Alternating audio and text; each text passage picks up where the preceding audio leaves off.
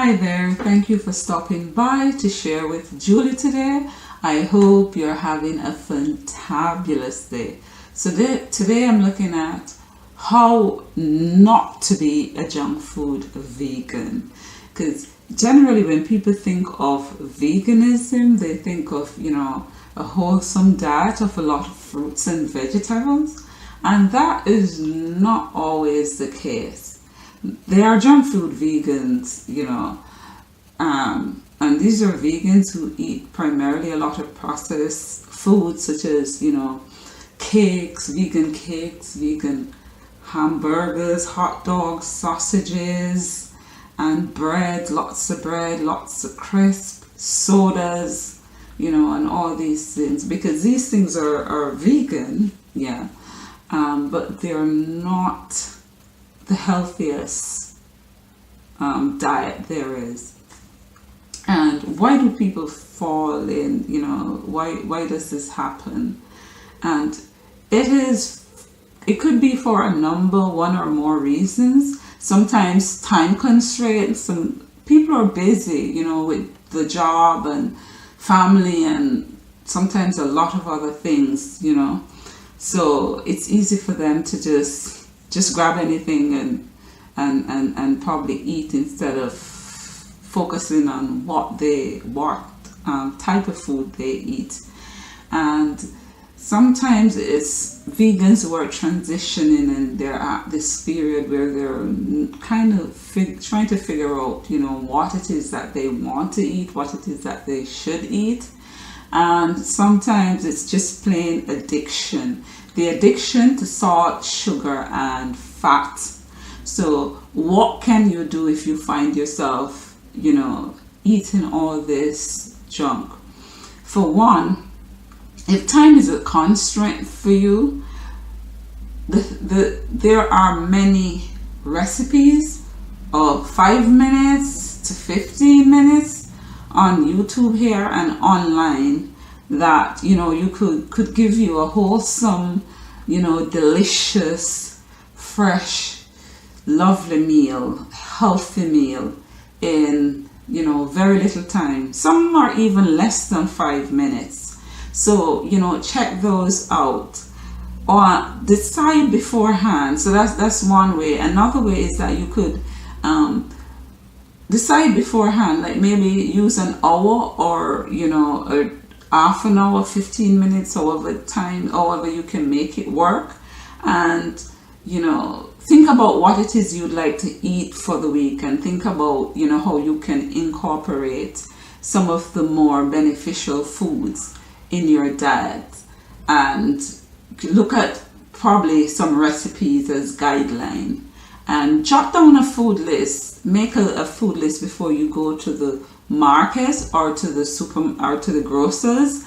Just make a list of what the things that you would buy, and make sure that list has things like your fresh fruits and vegetables, your whole grain nuts and seeds, but predominantly your fruits and vegetables, and make sure that those are on your list. And when you go to the market, buy those first. Buy what's on your list first and anything else after.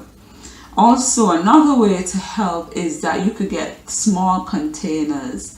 There are some small neat containers that they sell now that are so easy to carry. You can just slip it in your handbag. They can get very small or they can get bigger, so you could buy to suit something that would fit nicely in your handbag that you carry, or whatever type of bag you take with you when you go out on the day, and you get containers such as these, and make a small salad, for example, or you could just put cut fruits, for example, maybe some melon, some apples, and you pack in these so that if you feel hungry during the day, you can have something to nibble on, instead of grabbing a bag of crisps, for example. And you also could look out for, and this is especially for people who time constraint is an issue, you know, get those. They have now a lot of pre-cut foods that are pre-cut, such as pre-cut greens, you know, there are onions, there are different types of food that are fresh and pre-cut. You could buy those, so it saves you time. You don't have to cut them. And also they even have the fruits now that are in packages that you could also, that are also cut and packaged, so you can grab and nibble as you go along. So maybe choose something like that instead of some junk food that would probably, you know, try to tempt you. So you could that's another option. And make it a game, make it fun for you, especially if you're new to veganism, you're new to, you know, this whole diet of you know, fruits and vegetables. Challenge yourself, maybe try a new fruit every week, you know. So maybe just try a new fruit every week, introduce a new fruit in your diet every week, and make it fun. Maybe just get a bag and put, you know, the name of 10 fruits that you'd like to try that you haven't tried as yet, and you pick one each week, or you pick one each day, and whatever comes up, that's the one you will try, you know, and make it fun like that. And also, if it is that you're addicted to the salt, sugar, and fat, sometimes it's difficult to break away from that. And especially if you're, you know, surrounded by people who are not vegan, and they try to indicate how awful it is to be vegan, and how could you, you know, even follow a diet like that. And so you find yourself even getting more trapped. So what I would say is that you join vegan communities, whether online or offline, so you can have that kind of support and you can ask for advice and information. Because when you're addicted to certain foods, it can be hard to break away. So you need to have that kind of positivity around you and get that kind of positive you know, vibe about what it is that you're doing, so that it's easier for you to, you know, step it up to the next level and leave certain foods behind. Because food addiction can be a real problem. So you have to just challenge yourself and say, I am going to make it a priority to eat at least, you know, 1 or 2 wholesome meals for the day that contains primarily fruits or primarily vegetables.